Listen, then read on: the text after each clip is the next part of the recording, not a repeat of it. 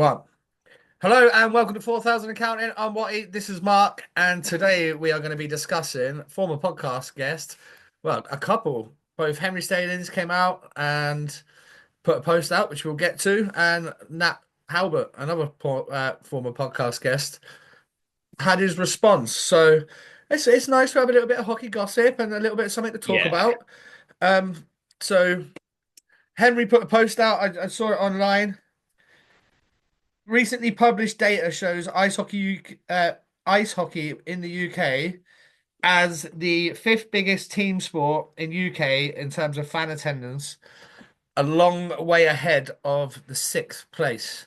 Now, team sports, I imagine you're gonna. This was without looking at the list. It's going to be football, rugby league, cricket, and then it's going to be us. So, like we're in the mix. That's good. We are. The other thing is though, I was thinking about this after it. How many other fucking team sports are there indoors? What, basketball?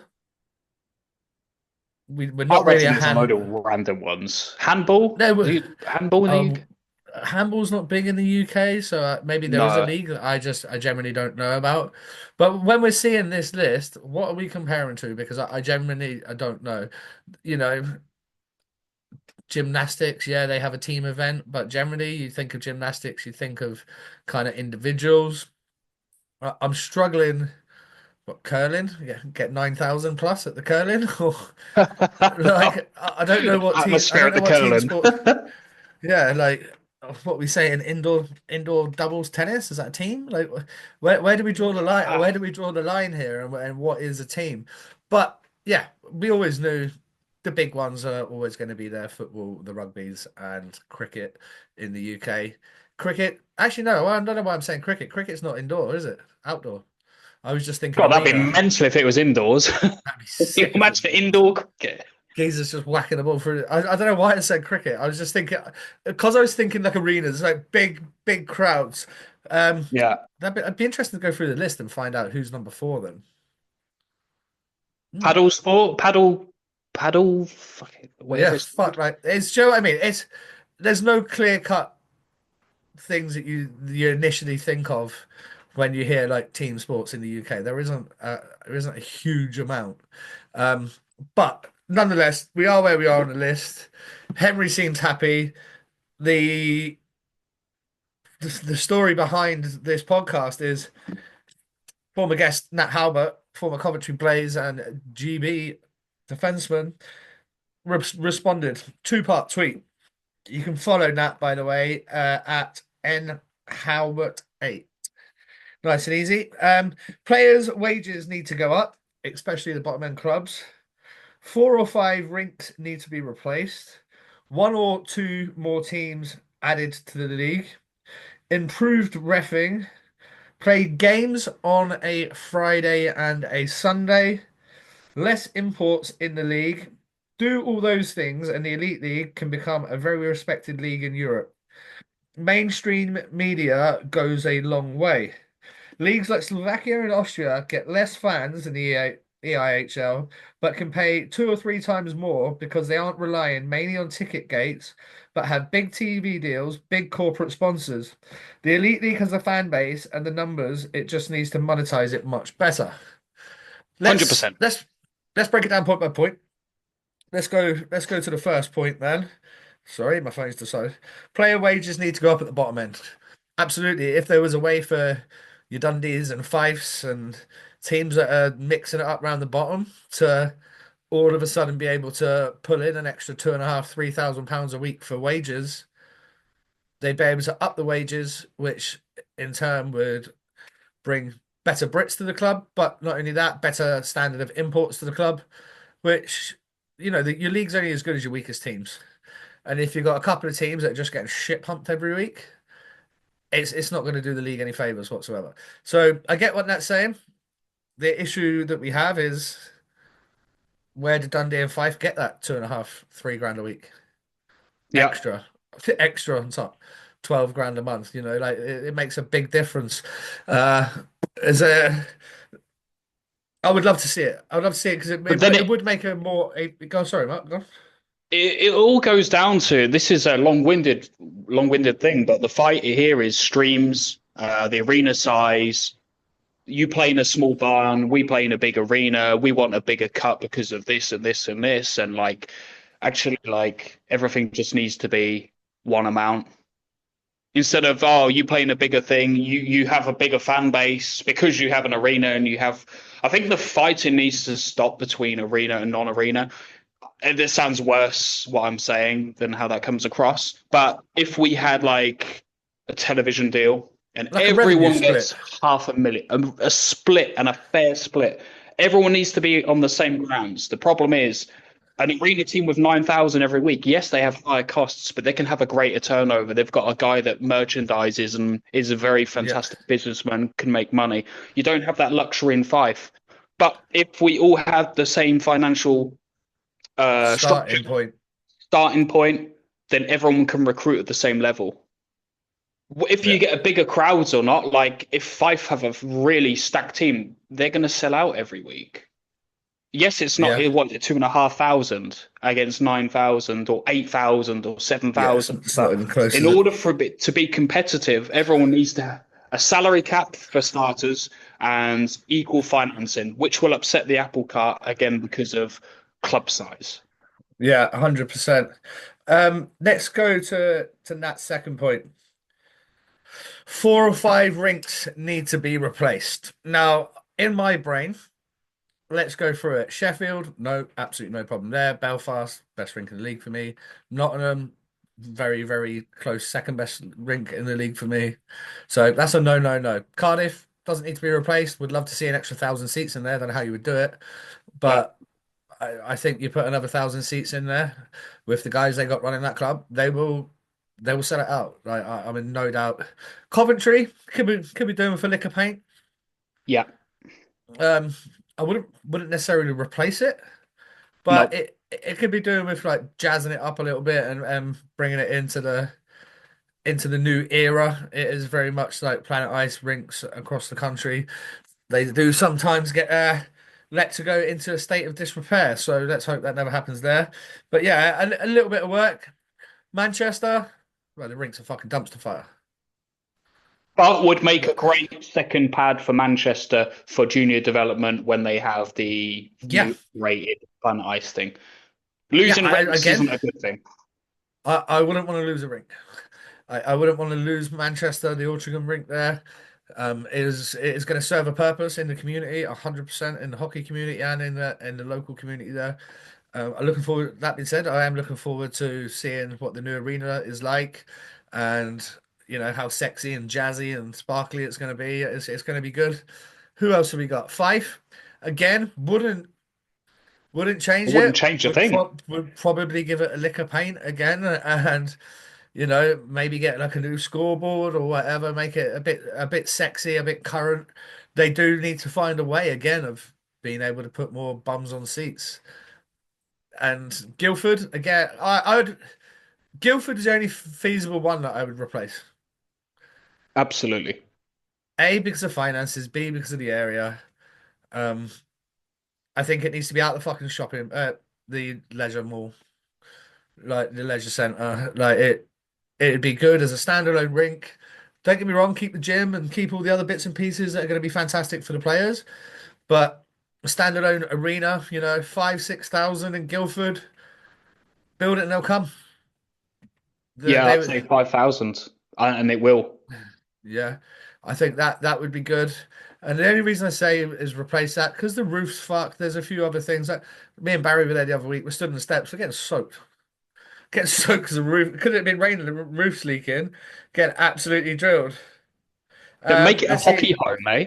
I think that plays a huge part in Guildford and people getting behind it. If you have an ice rink, which is the Flames home, the Saddle Dome, Yeah, and then you've but got play on the go fact that on, you're the only team in the South in the Elite League.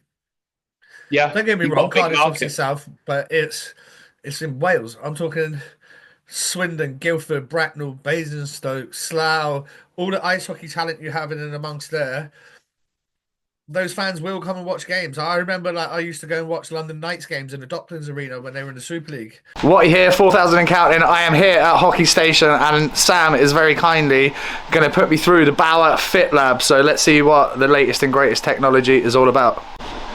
Okay, as I said, we're going to go through the Bauer Fit Lab. Here is the latest and greatest in ice hockey technology. You can see they've got the Vapors there, the Supremes, and the Shadow.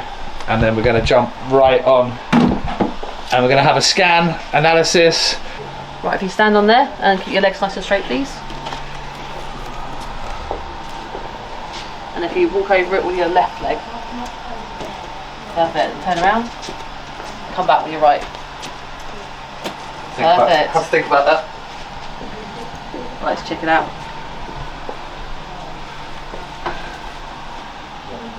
Right, this bit, and I'll just show it quickly, and then. So it takes all the.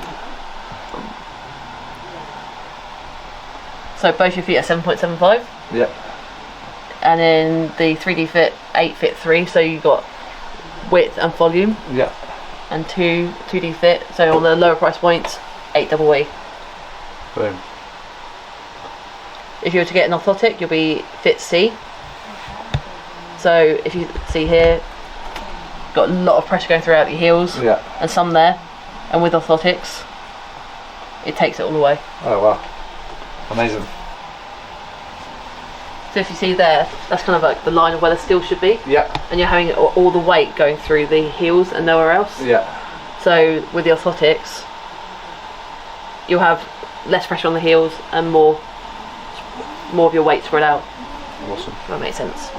Yeah, that's brilliant. With a Fit C orthotic.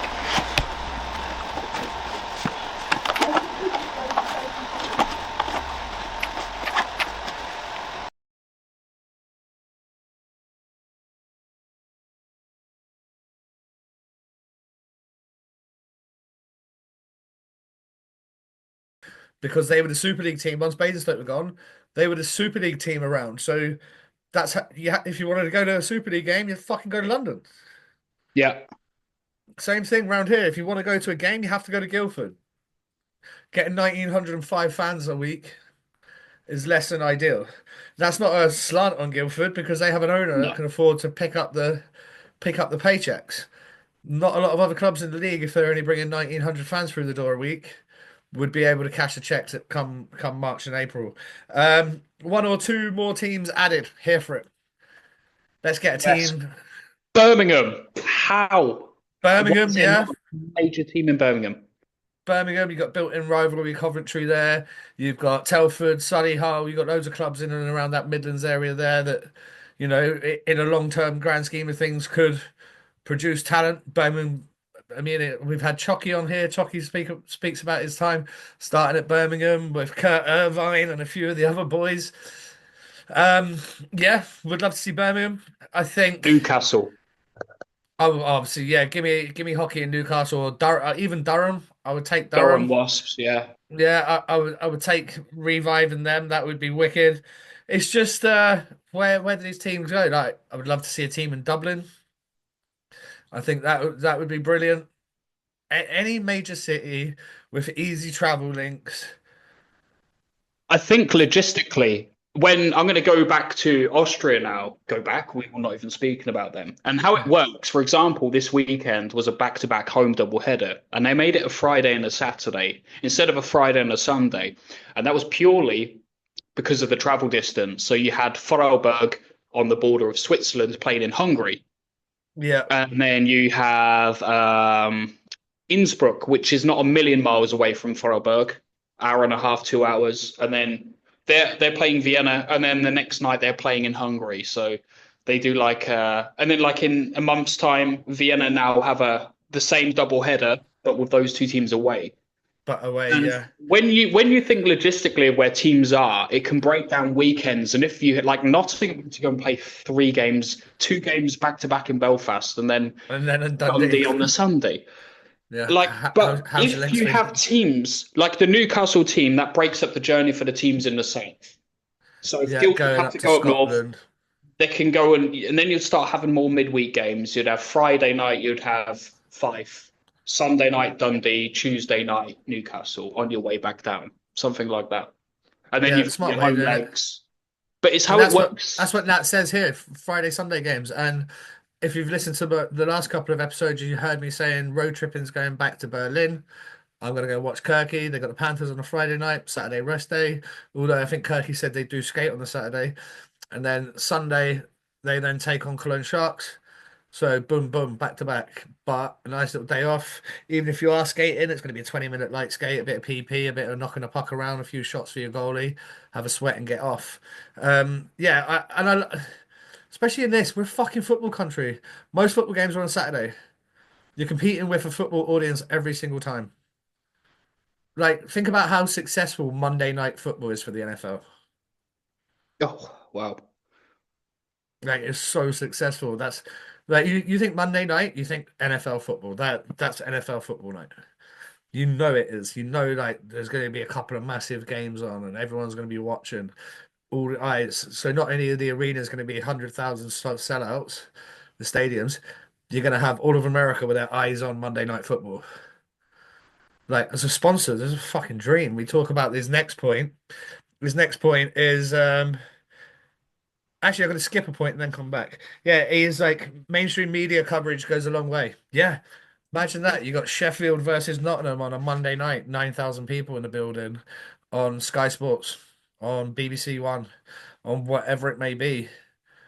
It will definitely go a damn long way in sorting a lot of the financial issues out. I know what we spoke to Tony and Simsy. These organizations are wanting money to be on. Now, I never want to be that. If we have a TV in place, the teams have to be getting paid. We can't be handing out money to be on these products. And as long as it's never like that, we don't entertain it. We don't entertain the idea. We have to be making some sort of financial clout for it. Otherwise, it's just not worth it.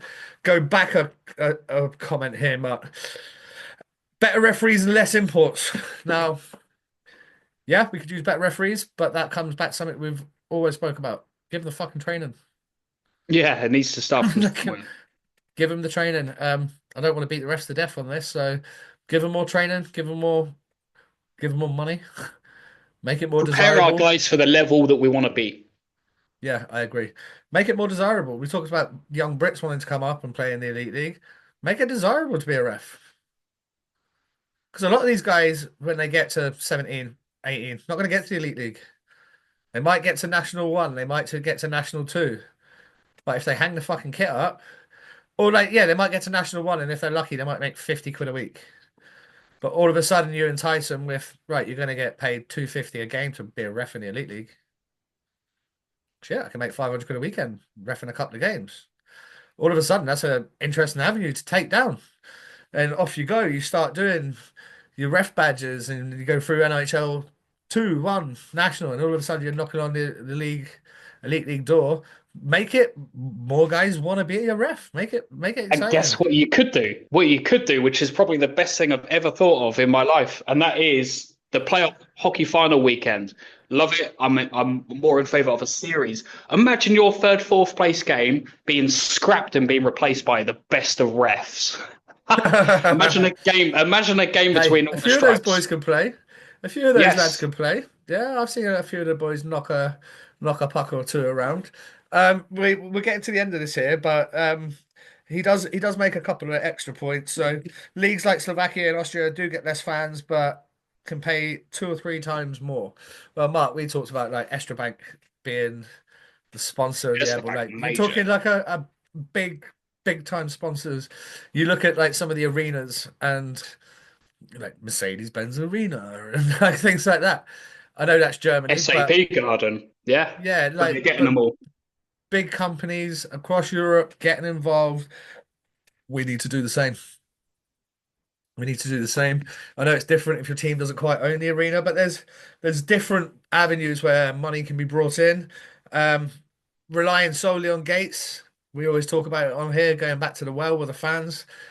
Hopefully they they don't always do that, and they do start finding ways of getting more corporate organizations involved, start separating some of these big companies with some money because let's face it, it's all going to be a tax write-off for them anyway. we've just got to find the right companies that want to get involved. The EIHL does have a great fan base, and it can be Yes, monetized better, I think. Um, agreed. Something we spoke about off air. I just want to push you on.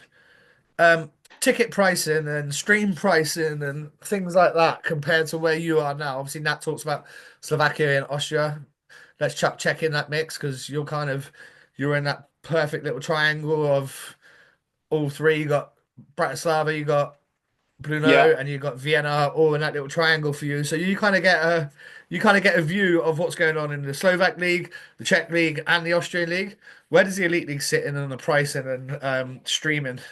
Way out, way out. Like no one would pay for hockey if it was run in the elite model over here would go bust. End of. End of. The streaming was sort of an inconvenience in Austria. They started making streams. They know that people weren't really buying them, and they were priced around a little bit cheaper than the UK's prices now. People didn't buy them. There was games streamed on Sky and on normal television here. It still happens. They've still announced a streaming package deal, which That's is good. so competitive. It's like less than 200 for the whole year, and you can watch every club's game. They That's good. offer one club, all clubs, playoff package, whatever you want. They cater for it, and all the prices are so competitive. The UK, I'm sorry, UK hockey fans. I love you and support you, and I know that you want to get your hockey fixed. It's too expensive. Like no one in their right mind in Austria would pay 20 Got euros ya. for a stream that isn't even guaranteed to be good.